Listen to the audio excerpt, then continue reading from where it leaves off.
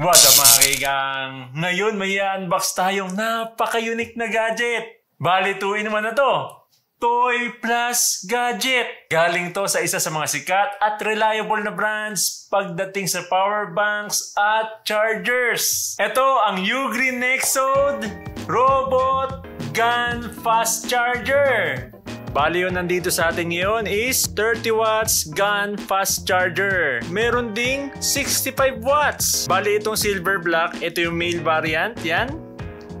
Actually, meron ding female variant. So mag-partner sila, kita nyo naman, sana all. At isa pang maganda dito, ipapag-giveaway natin lahat to. So sasabihin ko yung mechanics sa video natin mamaya. Pero ilalagay ko na lang din yung link nito sa pinned comment sa baba para sa mga gustong kumuha. Okay mga kaigang, unahin muna natin itong 30 watts. Tapos itabi muna natin yung iba. Ayan.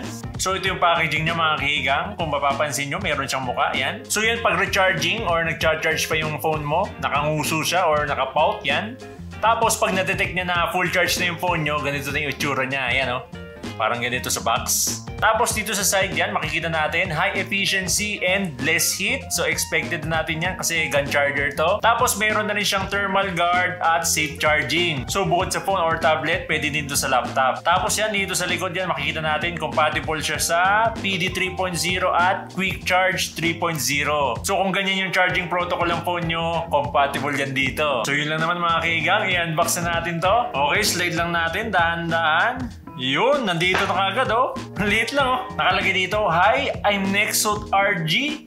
Charge more with me, faster together. Ganito yung mga gusto kong packaging eh, di ba? Napaka-inviting, napaka-creative. Iba kasi basta nalagay na lang yung product sa box eh. Di man lang ginandaan yung packaging design. Pero dito napaka-inviting, di ba? Napaka-creative. Kunin natin tong si Nexode RG. Tabi natin dito. Liit lang yun.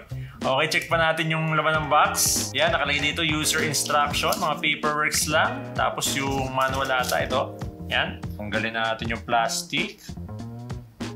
Yun. Psh! Mukha talaga siyang robot na may boots. Tapos may suot na headphones. Ang liit lang niya oh. Bale, ito yung charger na masarap talaga ipan-display. Ang cute eh, no? Oh, kita nyo naman. Liit lang nito oh. Tapos nandito yung mukha niya, yan. Makikita natin yan mamaya pag sinaksak na natin to. Tapos dito sa taas, makikita natin yung Type-C port, yan, 30 watts. So meron siyang suot na headphones. Tapos yan yung sapatos niya or boots. Tatanggalin nyo lang pag gagamitin nyo na.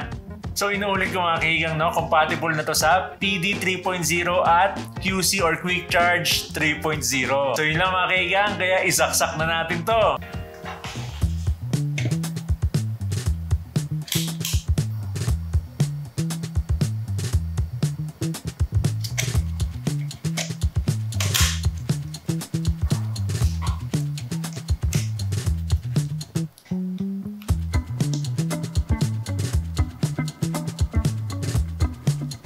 So yan mga kaigan, nakasaksak na tong Nexode RG natin. Tapos nakailaw na rin yung mukha niya. Sa personal, visible naman siya. Pero hindi masyadong maliwanag yung ilaw niya. Yan. Kaya hindi masyadong nakikita sa camera. Ini-expect ko kasi yung talagang white siya, no? Parang sa box yan. Kita niyo yung comparison, no?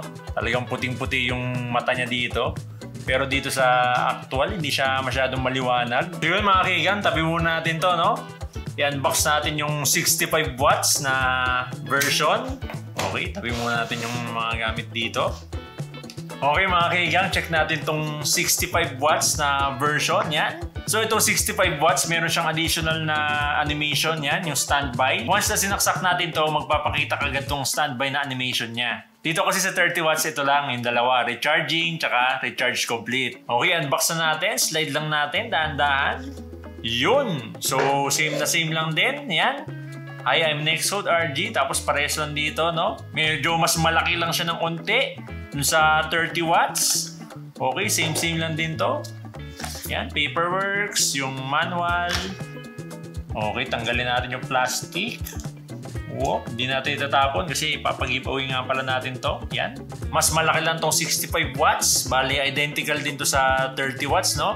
Halos same lang din ang specs except sa additional face animation at 2 extra ports. Kita nyo naman, no? So yan yung comparison ng size dito sa 30 watts. Yan. Mas malaki lang tong 65 watts, no? Kita nyo naman, no? Oh, same lang din.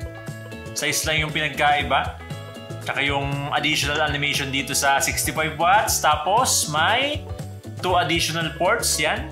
So yan yung nakikita nyo. USB-C 1, ito yung 65 watts niya. Tapos yung USB-C 2, ito yung 30 watts. Tapos itong USB, ito yung 22.5 watts. So yun lang naman yung difference niya no, sa 30 watts mga kaigang. Okay, isaksak na rin natin to.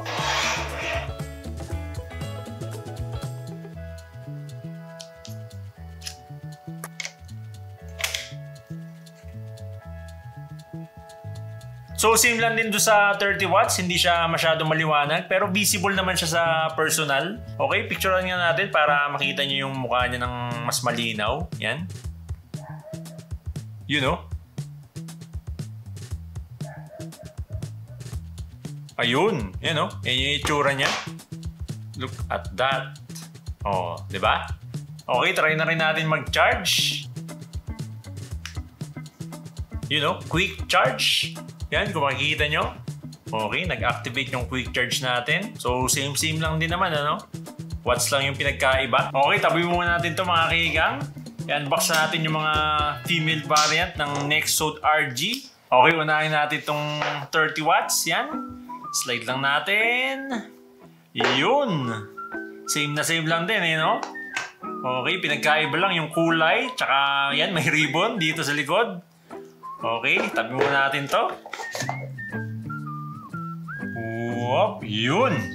Again, same specs lang din do sa 30 watts na male variant. Yung pinagkaiba lang nila dito is color. Tapos meron tong ribbon sa likod, yan. You know, napaka-kikay ng itsura. Oh. Compare nga natin dito sa male variant. You know, same lang din. Kulay lang pinagkaiba. Tapos may ribbon dito. Dito nakalagay yung watch niya. Dito ribbon sa female variant. Yan. Okay, yung port, ganun din. Parehas lang. Okay, tabi muna natin dito para mag-partner sila. Okay, unbox naman natin itong 65 watts. Okay, slide lang natin. Yun. Laki oh. Okay. Tabi muna natin yung box niya. Whoop. Yun. Inuulit ko, same lang din sa 65 watts na male variant. So, same port din. Yung pinagkaiba lang nila dito is yung kulay tsaka yung ribbon sa likod. Yan.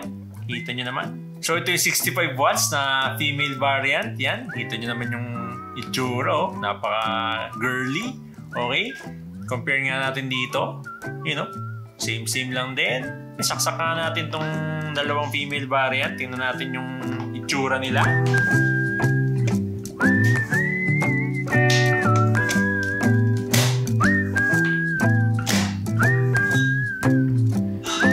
Saksak din natin tong 60 watts kasi hindi nakikita yung mukha niya pag walang nagcha-charge. Yan, charge muna natin yung device natin dito. So yun nga mga kaigang, save lang din do sa male variant, no? Hindi din maliwanag yung LED nila dito sa mukha. Yan. Ganun din.